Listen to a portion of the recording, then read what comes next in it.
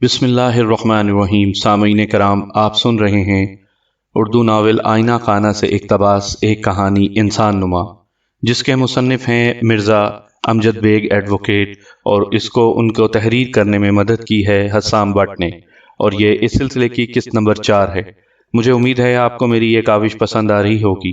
آپ نے اگر ابھی تک میرا یہ چینل کہانی گھر سبسکرائب نہیں کیا تو ابھی میرے چینل کو سبسکرائب کر کے بیل آئیکن پر کلک کر دیجئے تاکہ آنے والی ہر نئی کہانی کی اطلاع بر وقت آپ تک پہنچ سکے۔ جج چند لمحوں تک ایگریمنٹ کو الٹ پلٹ کر دیکھتا رہا، پھر سوالیہ نظروں سے میری جانب دیکھنے لگا۔ میں نے ایگریمنٹ کے پہلے اصول کو آواز بلند پڑھتے ہوئے حاجی ہدایت اللہ سے سوال کیا، حاجی صاحب، آپ کی کمپنی کے طبع شدہ اصول نمبر 1 کے تحت اگر کوئی الاٹی متواتر 2 ماہ تک ماہانہ قسط ادا نہ کرے تو قواعد و ضوابط کی روشنی میں وہ ڈیفالٹر ہو جائے گا۔ اس کے بعد آپ کو اختیار حاصل ہوگا کہ آپ اس کی بکنگ کینسل کر کے مذکورہ فلیٹ کسی بھی XYZ شخص کو الاٹ کر دیں۔ میرا آپ سے یہ سوال ہے کہ آیا کبھی میرے موکل سے یہ کوتاہی سرزد ہوئی؟ اس نے جواب دینے میں تامل کیا۔ میں نے فوراً کہا، واضح رہے کہ عدالت کے کمرے میں آپ کے منہ سے نکلنے والا ایک ایک لفظ ریکارڈ ہو جائے گا، اس لیے سوچ سمجھ کر بولیے گا۔ پھر میں نے اپنی فائلوں کو تھپتھپاتے ہوئے اضافہ کیا، ان کے اندر تمام ریکارڈ موجود ہے جو بوقت ضرورت معزز عدالت کی خدمت میں پیش کیا جا سکتا ہے۔ بہت سوچ بچار کے بعد اس نے جواب دیا، آپ کے سوال کا جواب میں نہیں دوں گا۔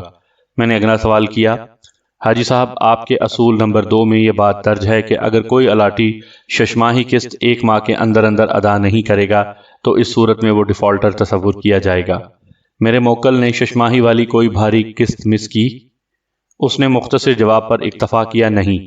میں نے دیکھا جج بڑی دلچسپی سے ہمارے سوال و جواب سن رہا تھا، ساتھ ہی ساتھ وہ ایگریمنٹ کی فوٹو کاپی کا بھی جائزہ لے رہا تھا۔ یہ صورتحال ہمارے حق میں جاتی تھی۔ حاجی صاحب، میں نے سوالات کے سلسلے کو دراز کرتے ہوئے پوچھا، آپ کے ایگریمنٹ کا اصول نمبر 3 بکنگ کے اس پہلو پر روشنی ڈالتا ہے کہ تعمیراتی مراحل کی مختلف حالتوں میں آپ الاٹی سے جو 3 بڑی بڑی قسطیں وصول کرتے ہیں، اگر ان میں سے کوئی ایک پیمنٹ بھی 2 ماہ کے عرصے کے اندر اندر آپ کے دفتر میں جمع نہ کرائی جا سکے تو آپ کو یہ حق حاصل ہوگا کہ آپ الاٹی کی بکنگ کینسل کر سکتے ہیں۔ کیا میرے موکل نے وہ تینوں مطلوبہ قسطیں ادا کر دی تھیں؟ 2 قسطیں مقررہ وقت کے اندر ادا کر دی تھیں، تیسری کا موقع ہی نہیں آ سکا، یعنی ازروئے ایگریمنٹ میرا موکل آپ کے قواعد و ضوابط پر پورا اترتا ہے، آپ اسے کسی بھی طرح ڈیفالٹر قرار نہیں دے سکتے۔ جی ہاں، آپ درست کہہ رہے ہیں۔ حاجی ہدایت اللہ نے جواب دیا، here is a point your owner. میں نے جج کو مخاطب کرتے ہوئے کہا، ملزم کے آخری جواب کو منوعاً عدالت کے ریکارڈ پر لایا جائے۔ اس کے بعد میں گردن جھکا کر خاموشی سے اپنے فائلوں میں کچھ تلاش کرنے لگا۔ عدالت میں ایک دم سناٹا چھا گیا۔ وہاں موجود ہر شخص، جج سمیت، مجھے ایسی نظروں سے دیکھ رہا تھا جیسے میں کوئی مداری ہوں اور اچانک اپنے تھیلے میں سے کوئی انتہائی خطرناک سانپ برآمد کرنے والا ہوں۔ میں نے اپنی فائل میں سے مطلوبہ کاغذ نکال کر جج کی جانب بڑھا دیا، پھر کھنکار کر گلا صاف کرتے ہوئے کہا، جناب اعلیٰ، یہ دستاویز ظاہر کرتی ہے کہ میرے موکل کو حاجی بلڈرز نے ڈیفالٹر قرار دے دیا تھا، یعنی قواعد و ضوابط کے مطابق اب میرے موکل کی ادا کی ہوئی رقم اسے تعمیراتی منصوبے کی تکمیل کے بعد واپس کی جاتی، جو 1,34,000 روپے سکہ پاکستان رائج الوقت بنتی ہے، جبکہ میرے موکل نے مختلف چھوٹی بڑی قسطوں کی صورت میں ملزم کی تعمیراتی کمپنی حاجی بلڈرز کو صرف 66,000 روپے ادا کیے تھے۔ آپ کہنا کیا چاہتے ہیں بیگ صاحب؟ جج نے چشمے کے پیچھے سے آنکھیں سکیڑ کر مجھے دیکھا، اپنی بات کی وضاحت کریں۔ میں نے کھنکار کر گلا صاف کرتے ہوئے کہا، یور آنر، میرے موکل نے واقعی ملزم کو 66,000 روپے ادا کیے تھے۔ پھر وہ 1,34,000 روپے کا کیا قصہ ہے؟ یہ رقم دگنی کیسے ہو گئی؟ حاجی صاحب کی مہربانی ہے، میں نے کٹہرے میں کھڑے حاجی ہدایت اللہ کی طرف اشارہ کرتے ہوئے کہا، جناب اعلیٰ، ملزم کے مشورے پر میرے موکل کا بہنوئی عبد القیوم، جو اس کیس کا معزز گواہ بھی ہے، اس نے اپنا فلیٹ میرے موکل کے نام ٹرانسفر کر دیا تھا۔ اس طرح میرا موکل 2 فلیٹوں کا الاٹی بن گیا تھا۔ 66 اور 66,000 مل کر 1,34,000 روپے بن گئے۔ ایک لمحے کو رک کر میں نے اپنی فائل میں سے ایفیڈیوٹ کی نقل نکال کر جج کی جانب بڑھا دی، پھر کہا، یور آنر، معزز عدالت ملاحظہ کر سکتی ہے کہ کس طرح میرا موکل 1 فلیٹ کی قسطیں ادا کر کے 2 فلیٹوں کا الاٹی بن گیا، جج نے کاغذات کا اچھی طرح جائزہ لینے کے بعد مجھ سے سوال کیا، بیگ صاحب بات کچھ سمجھ میں نہیں آئی، ملزم نے آپ کے موکل اور گواہ عبدالقیوم کو ایسا کرنے پر کیوں آمادہ کیا، یہ کیا بھید ہے؟ اس کا مناسب جواب تو حاجی صاحب ہی دے سکتے ہیں جناب اعلیٰ۔ جج نے روئے سخن حاجی ہدایت اللہ کی جانب موڑتے ہوئے اس بارے میں استفسار کیا تو وہ اچانک پھٹ پڑا۔ اس نے جج کی طرف دیکھتے ہوئے کہا، اس وقت اس کا لہجہ جذبات سے مغلوب تھا اور آنکھوں سے غصے کی چنگاریاں چھوٹ رہی تھیں۔ جناب اعلیٰ، لوگ سچ کہتے ہیں کہ آج کل کے دور میں کسی کے ساتھ نیکی نہیں کرنا چاہیے، مگر میرے دل میں اللہ نے جو درد رکھ دیا ہے وہ مجھے کسی کروٹ چین نہیں لینے دیتا۔ میں کسی کو دکھی اور پریشان نہیں دیکھ سکتا۔ اگر طور کمپلیکس کا تعمیر کا کام رک گیا تھا تو اس میں میرا کوئی قصور نہیں تھا۔ ایک تو حاجی شرافت علی کی کاروبار سے علیحدگی نے مجھے مالی طور پر بہت کمزور کر دیا تھا، اوپر سے ہاؤس بلڈنگ والے قرضہ دینے میں تاخیری حربے آزما رہے تھے۔ اس قسم کی سنگین صورتحال میں یہ دونوں احسان فراموش اس نے باری باری عدالت میں موجود منظور حسین اور عبدالقیوم کی طرف اشارہ کرتے ہوئے اپنا بیان جاری رکھا۔ جی، یہ دونوں طوطا چشم میرے پاس گڑ گڑانے چلے آئے اور رو رو کر منتیں کرنے لگے کہ انہوں نے قرض ادھار اٹھا کر بکنگ اور فلیٹ کی بھاری قسطیں ادا کی تھیں، میں ان پر یہ احسان کر دوں کہ یا تو ان کی دی ہوئی رقم واپس کر دوں یا پھر کوئی دوسرا حل نکال لوں۔ میرا خدا بہتر جانتا ہے، اگر اس وقت میرے ہاتھ میں پیسہ ہوتا تو میں ان کی ضرورت پوری کر دیتا، لیکن ایسا ممکن نہیں تھا۔ میں نے انہیں تجویز دی کہ ان میں سے کوئی ایک دوسرے کو نام اپنی بکنگ منتقل کر دے، اس طرح اس رقم کے بدلے میں میں انہیں اپنے دوسرے پروجیکٹ میں بڑا فلیٹ دے دوں گا۔ انہوں نے آپس میں مشورہ کیا، پھر دونوں کی رضامندی سے منظور حسین 2 فلیٹوں کا الاٹی بن گیا۔ بعد ازاں اس کی بکنگ کینسل کر کے میں نے اسے طور اسکوائر میں اتنی ہی مالیت کا بی کیٹیگری کا ایک فلیٹ دے دیا۔ اس مد میں اس نے مجھے 6,000 مزید بھی دیے تھے، کیونکہ طور اسکوائر کا فلیٹ 1,40,000 روپے کی مالیت کا تھا۔ باخدا میری نیت میں کوئی کھوٹ نہیں تھا۔ اس کا طویل جذبات انگیز بیان ختم ہوا تو میں نے اپنی جگہ سے اٹھ کر کہا، حاجی صاحب، اگر آپ کی نیت میں کوئی کھوٹ نہیں تھا تو آپ کو ڈیفالٹر بکنگ، کینسل بکنگ، منتقل اور طور اسکوائر میں متبادل فلیٹ جیسے ڈرامے رچانے کی کوئی ضرورت نہیں تھی۔ آپ سیدھے سیدھے ان کی ادا شدہ رقم واپس کر کے یہ قصہ ختم کر سکتے تھے۔ وکیل صفائی کو جیسے ہوش آ گیا، اس نے اپنی فیس حلال کرنے کی غرض سے کہا، جناب اعلیٰ، مجھے اعتراض ہے۔ میرا موکل معزز عدالت کو یہ بات وضاحت کے ساتھ بتا چکا ہے کہ اس وقت اس کی مالی حالت اس بات کی اجازت نہیں دیتی تھی۔ وکیل استغاثہ بار بار ایک سوال دہرا کر میرے موکل کو ہراساں کر رہے ہیں، انہیں اس حرکت سے باز رکھا جائے۔ میں نے طنزیہ لہجے میں کہا، جن لوگوں کی مالی حالت پتلی ہوتی ہے، اور وہ خصوصاً وہ لوگ جو ہزاروں اللہ کے بندوں کے مقروض ہوں، ان پر حج فرض نہیں ہوتا، مگر ملزم تو ہر سال باقاعدگی سے حج بیت اللہ کے لیے بڑے اہتمام کے ساتھ تشریف لے جاتے ہیں۔ چند ماہ بعد ان کی سواری پھر روانہ ہونے والی ہے۔ یور آنر، یہ میرے موکل کی ذاتیات پر حملہ کرنے کے مترادف ہے۔ وکیل صفائی نے تیز آواز میں کہا، میرا موکل اگر ہر سال حج پر جاتا ہے تو وکیل استغاثہ کو کیا تکلیف ہے؟ میں نے ترکی بترکی جواب دیا، مجھے یہ تکلیف ہے کہ میرے موکل کو تکلیف ہے۔ موکل کسی وکیل کے لیے وہی حیثیت رکھتا ہے جو ایک بچہ اپنی ماں کے لیے۔ جس طرح کوئی ماں اپنے بچے کو تکلیف پہنچتے ہوئے نہیں دیکھ سکتی، ہر وقت اس کا خیال رکھتی ہے، اسی طرح ایک اچھے وکیل کا بھی فرض بنتا ہے کہ وہ اپنے موکل کے فائدے اور نقصان پر گہری نظر رکھے۔ مجھے فخر ہے کہ میں ایک اچھا وکیل ہوں، ہر وکیل کو خود پر فخر ہوتا ہے۔ جج نے ہماری گفتگو میں مداخلت کرتے ہوئے کہا، آپ آپس میں بحث و تکرار سے پرہیز کریں۔ پھر مجھے تنبیہ کرتے ہوئے کہا، بیگ صاحب، آپ ٹو دا پوائنٹ سوال کریں۔ میں نے حاجی ہدایت اللہ کو مخاطب کرتے ہوئے سوال کیا، حاجی صاحب، آپ نے ابھی معزز عدالت کو بتایا ہے کہ آپ 1,40,000 روپے میں میرے موکل کو طور اسکوائر میں کوئی بی کیٹیگری فلیٹ الاٹ کرنے کا ارادہ رکھتے تھے۔ میرے نوٹس کے جواب میں بھی آپ نے اس رقم کی تصدیق کی ہے اور خود کو پابند ظاہر کیا ہے کہ آپ مطلوبہ فلیٹ میرے موکل کو دینے کے لیے پابند ہیں، اور ان کاغذات میں نے فائل میں سے چند کاغذات نکال کر الٹ پلٹ کرتے ہوئے سلسلہ کلام جاری رکھا۔ ان کاغذات سے بھی یہ ظاہر ہوتا ہے کہ آپ نے میرے موکل کو طور اسکوائر کے بلاک اے میں کوئی فلیٹ الاٹ کیا تھا، جس کا قبضہ 1 ماہ بعد دینے کا وعدہ کیا تھا۔ آپ اس بات کی بھی تصدیق کرتے ہیں؟ یہ ایک مسلمہ حقیقت ہے، میں اس سے انکار کس طرح کر سکتا ہوں؟ تھینک یو حاجی صاحب، میں نے کہا، پھر وہ کاغذات جج کی طرف بڑھا دیے۔ یور آنر، میری معزز عدالت سے استدعا ہے کہ وہ ان کاغذات کو بغور جائزہ لیں۔ جج نے میری درخواست کے بموں جب ان کاغذات کو دیکھا پھر مجھ سے پوچھا، بیگ صاحب آپ کہنا کیا چاہتے ہیں؟ میں یہ کہنا چاہتا ہوں جناب اعلیٰ، میں نے ایک ایک لفظ پر زور دیتے ہوئے اپنا مقصد واضح کیا کہ حاجی ہدایت اللہ کے وعدے کے مطابق ابھی قبضے کی تکمیل میں چند روز باقی تھے کہ میرا موکل اپنے بیوی بچوں کے ساتھ مذکورہ فلیٹ کے معائنے کے لیے گیا اور وہاں اس نے ایک عجیب تماشا دیکھا۔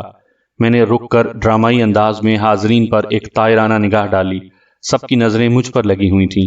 جج کی آواز نے عدالت کے کمرے میں چھائے ہوئے سناٹے کو توڑا۔ وکیل صاحب اس عجیب تماشے کی وضاحت کریں۔ میں نے کہا جناب اعلیٰ، میرے موکل کو بلاک اے کا جو فلیٹ الاٹ کیا گیا تھا وہاں پہلے سے ایک پختون فیملی آباد تھی۔ گھر کے سربراہ گل بادشاہ کا دعویٰ ہے کہ وہ فلیٹ انہوں نے قسطوں پر بک کرایا تھا اور حال ہی میں اس کا قبضہ حاصل کیا ہے۔ جج نے ناگوار نظروں سے حاجی ہدایت اللہ کو گھورا۔ آپ کو شرم نہ آئی اتنا بڑا فراڈ کرتے ہوئے؟ وہ جلدی سے بولا، جناب اعلیٰ یہ سب کچھ ایک غلط فہمی کی بنا پر ہوا تھا۔ اس کا انداز گھگھیانے والا تھا۔ کیسی غلط فہمی؟ وہ بات یہ ہے جناب، وہ لرزیدہ آواز میں کہنے لگا، ان دنوں میں حج پر جانے کی تیاریوں میں مصروف تھا، اس لیے یہ غلط فہمی ہو گئی۔ دراصل تور اسکوائر کے بلاک بی میں ایک فلیٹ خالی تھا جو میں منظور حسین کو دینے کا ارادہ رکھتا تھا، مگر جلدی میں بلاک اے کے فلیٹ کے کاغذات بنوا بیٹھا جو پہلے ہی گل بادشاہ نے بک کروا رکھا تھا۔ یہ جھوٹ ہے یور آنر، میں نے ٹھوس لہجے میں کہا۔ میرا موکل اور اس کا بہنوئی عبد القیوم کاغذات کی تیاری سے قبل 2-3 مرتبہ مذکورہ فلیٹ کا جائزہ لے آئے تھے اور ان کو فلیٹ دکھانے میں ملزم بانفس نفیس ان کے ساتھ گیا تھا۔ پھر کسی بھی قسم کی غلط فہمی کا کیا سوال؟ حاجی ہدایت اللہ نے رونی صورت بنا کر جج کی طرف دیکھا۔ جج نے سخت لہجے میں پوچھا، تم اس سلسلے میں کیا کہتے ہو؟ حاجی ہدایت اللہ کی سمجھ میں نہیں آ رہا تھا کہ بولے تو کیا بولے۔ وہ کبھی امداد طلب نظروں سے اپنے وکیل کو دیکھتا تھا اور کبھی غسیلی نگاہوں سے مجھے۔ وکیل صفائی نے اس کی حمایت میں آخری کوشش کرتے ہوئے کہا، یور آنر، انسان خطا کا پتلا ہے، اس سے بھول چوک ہو جانا کوئی غیر معمولی بات نہیں ہے۔ اگر میرے موکل کو کوئی غلط فہمی ہو گئی تھی تو میرے فاضل دوست کو اس پر کیا اعتراض ہے؟ کیا زندگی میں کبھی ان سے کوئی غلطی سرزد نہیں ہوئی؟ میں نے اپنی جگہ سے اٹھ کر کہا، جناب اعلیٰ، کٹہرے میں کھڑا ملزم پکا دھوکے باز اور فراڈیا ہے، اس کی نیت میں شروع ہی سے فطور تھا۔ اگر وہ میرے موکل اور اس کے بہنوئی سے واقعی مخلص تھا اور دلی طور پر ان کے کام آنا چاہتا تھا تو اس کے لیے یہ کوئی مشکل بات نہ تھی کہ اس سے حاصل کی ہوئی رقم انہیں واپس کر دیتا۔ یہ بات کوئی بھی ذہن قبول نہیں کرے گا کہ وہ مطلوبہ رقم کا انتظام کرنے سے قاصر تھا۔ جس شخص کے شہر میں 2 رہائشی پروجیکٹ تیزی سے تکمیل کی طرف بڑھ رہے ہوں، اس کی تو ساکھ ہی بہت بڑی قوت ہوتی ہے۔ وہ چٹکی بجاتے میں 1,00,000-2 لاکھ کا بندوبست کر سکتا ہے، مگر سچی بات یہ ہے کہ ملزم ایسا چاہتا ہی نہیں تھا۔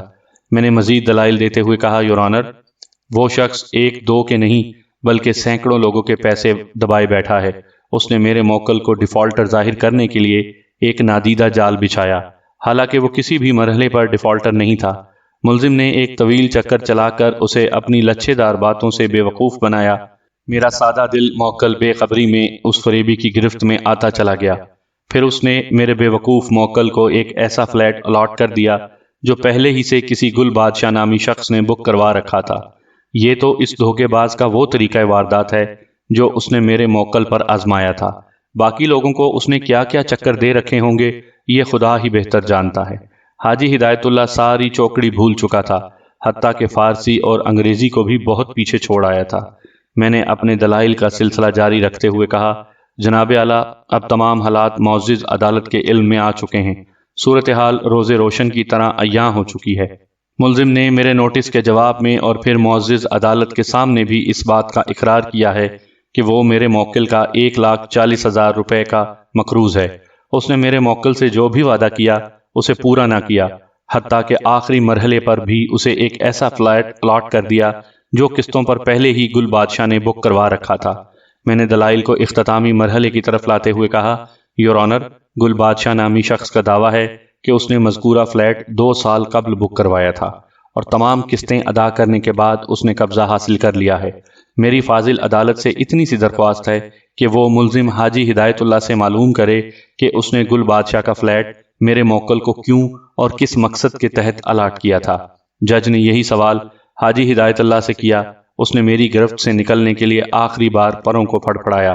رکت آمیز لہجے میں بولا، جناب اعلیٰ دراصل یہ سب کچھ ہنگامی حالات کے تحت ہوا تھا۔ جج نے پوچھا، ہنگامی حالات سے تمہاری کیا مراد ہے؟ جناب اعلیٰ ٹور سکوائر کے بلاک اے کا وہ فلیٹ میں در حقیقت منظور حسین کو ہی دینا چاہتا تھا۔ میں اس سلسلے میں تمام ضروری کاغذات بھی تیار کروا لیے تھے، مگر عین موقع پر گڑبڑ ہو گئی اور ہنگامی حالات میں مجھے وہ فلیٹ گل بادشاہ کو دینا پڑا۔ میں نے اور جج نے بیک وقت چونک کر اس کی طرف دیکھا۔ جج نے پوچھا، گویا وہ فلیٹ گل بادشاہ نے قسطوں پر بک نہیں کروایا تھا؟ نہیں جناب، کبھی بھی نہیں۔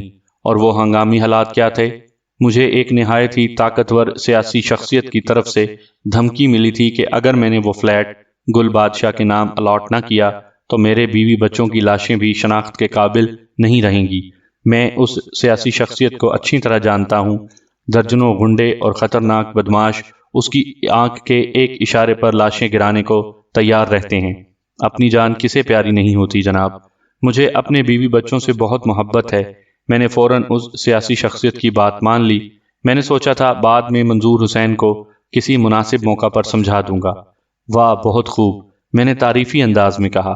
آپ حاجی صاحب فکشن رائٹر کے طور پر بہت زیادہ کامیابی حاصل کر سکتے ہیں۔ یہ شعبہ آپ ہی کو مبارک ہو۔ میں نے کہا، حاجی صاحب یہ مت سمجھیں کہ عدالت آنکھیں بند کر کے آپ کی بات کا یقین کر لے گی۔ آپ کے بیان کی تصدیق کے لیے گل بادشاہ کو گواہ کے طور پر یہاں بلایا بھی جا سکتا ہے۔ سامعین کرام، آپ یہ کہانی میرے چینل کہانی گھر پر سن رہے ہیں۔ آپ نے اگر ابھی تک میرا چینل کہانی گھر سبسکرائب نہیں کیا تو ابھی میرے چینل کو سبسکرائب کر کے بیل آئیکن پر کلک کر دیجئے تاکہ آنے والے ہر نئی کہانی کی اطلاع بر وقت آپ تک پہنچ سکے۔ وہ بری طرح جھنجھلایا ہوا تھا، اچانک پھٹ پڑا۔ بیگ صاحب، مجھے یقین ہو گیا ہے کہ آپ بہت ہوشیار وکیل ہیں۔ آپ نے بڑی خوبصورتی سے مجھے بے دست و پا کر دیا ہے، لیکن ایک بات میری بھی ذہن میں بٹھا لیں کہ بعض اوقات انسان پر بہت بھاری وقت آن پڑتا ہے۔ ایسی صورت میں جان بچانے کے لیے حرام چیز بھی اس پر حلال ہو جاتی ہے۔ میری دعا ہے کہ اللہ تعالیٰ کبھی آپ پر ایسی گھڑی لائے تاکہ آپ کو دوسروں کی مجبوریوں کا اندازہ ہو سکے۔ اور اب میں کسی کے سوال کا بھی کوئی جواب نہیں دوں گا، چاہے مجھے توہین عدالت کے جرم میں سزا ہی کیوں نہ ہو جائے۔ جج نے ڈانٹنے والے انداز میں کہا، مسٹر حاجی ہدایت اللہ، زیادہ جذبات میں آنے کی ضرورت نہیں ہے، ورنہ میں واقعی تمہیں توہین عدالت کے جرم میں جیل بھجوا دوں گا۔ میں اپنے رویے کے لیے معذرت خواہ ہوں۔ وہ مسمسی سی صورت بنا کر بولا۔ میں نے کہا، جناب اعلیٰ ملزم کے تازہ ترین بیان کی تصدیق صرف ایک شخص کر سکتا ہے اور وہ ہے گل بادشاہ۔ اس لیے میری معزز عدالت سے درخواست ہے کہ گل بادشاہ کو پابند گواہ کی حیثیت سے بذریعہ سمن عدالت میں بلایا جائے تاکہ دودھ کا دودھ اور پانی کا پانی ہو سکے۔ جج نے ہدایت اللہ سے پوچھا، آپ اپنے بیان کی تصدیق کے لیے گل بادشاہ کو عدالت میں پیش کر سکتے ہیں؟ میرے لیے یہ بہت مشکل ہوگا، وہ میری بات ماننے سے انکار بھی کر سکتا ہے۔ میں اس قسم کے لوگوں سے دشمنی مول نہیں لے سکتا۔ ٹھیک ہے، جج نے کہا۔ پھر متعلقہ عدالتی عملے کو گل بادشاہ کے نام سمن جاری کرنے کا حکم دے دیا۔ اس کے بعد جج نے آئندہ 5 روز بعد کی تاریخ دے کر عدالت برخاست کر دی۔ اگلی پیشی پر گل بادشاہ عدالت میں موجود تھا، مگر ملزم حاجی ہدایت اللہ غائب۔ وکیل صفائی نے بیماری کا سرٹیفکیٹ دے کر تاریخ لے لی۔ عدالت کے کمرے سے نکلتے ہوئے میں نے مخالف وکیل سے پوچھا، کیا بیماری ہو گئی آپ کے موکل کو؟ کچھ دل کا معاملہ ہے، وہ بے رخی سے بولا۔ دل کے ڈاکٹر سے علاج ہو رہا ہے؟ خدا خیر کرے، میں نے آ بھر کر کہا اور آگے بڑھ گیا۔ 6 روز بعد ہم سب پھر عدالت میں موجود تھے۔ عدالت کے کمرے میں کسی اور کیس کی سماعت ہو رہی تھی۔ میں اپنے موکل کے ساتھ برآمدے میں کھڑا باتیں کر رہا تھا کہ حاجی ہدایت اللہ پر میری نظر پڑی۔ وہ چند روز میں خاصا جھک گیا تھا۔ اس کا چہرہ دیکھ کر مجھے بھی یقین ہو گیا کہ واقعی وہ کسی عارضے میں مبتلا ہو چکا تھا۔ وہ ہمارے نزدیک سے گزرنے لگا تو میں نے خاص طور پر اسے سنانے کے لیے منظور حسین سے کہا، کل میرے دفتر میں تور کمپلیکس کے چند الاٹیز آئے تھے، وہ بھی حاجی ولڈرز پر مقدمے کا ارادہ رکھتے ہیں۔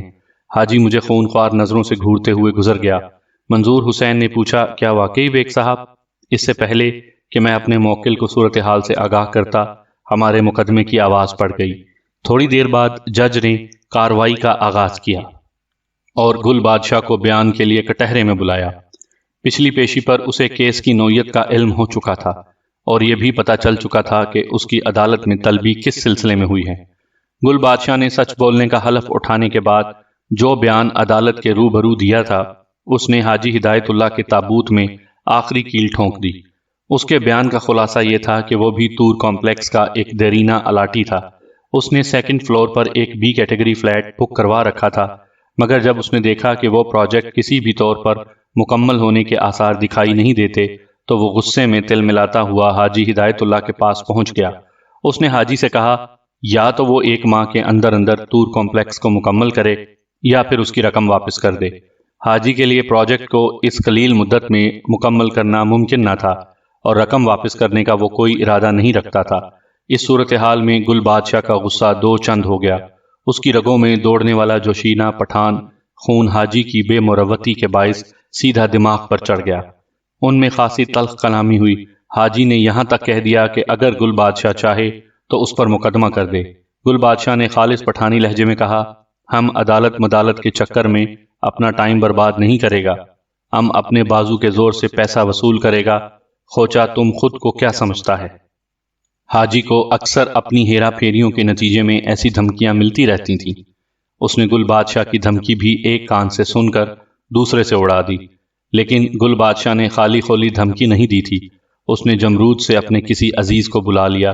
وہ خاندان میں رقم وصول کرنے کا اسپیشلسٹ سمجھا جاتا تھا۔ چنانچہ ایک رات وہ دونوں حاجی کے گھر پہنچ گئے۔ گل بادشاہ کا مذکورہ عزیز پوری طرح مسلح تھا۔ اس کے پاس ہتھیار نہ بھی ہوتے تو بھی وہ اپنے چہرے مہرے سے خاصا ہیبت ناک دکھائی دیتا تھا۔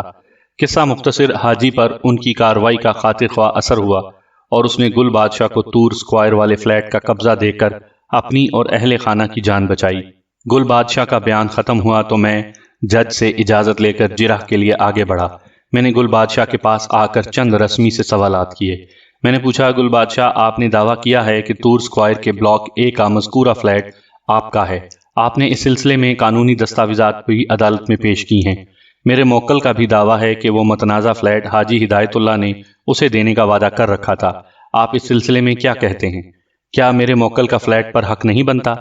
وہ لٹ مار لہجے میں بولا خود وکیل صاحب ہم کسی کا ذمہ دار نہیں ہیں۔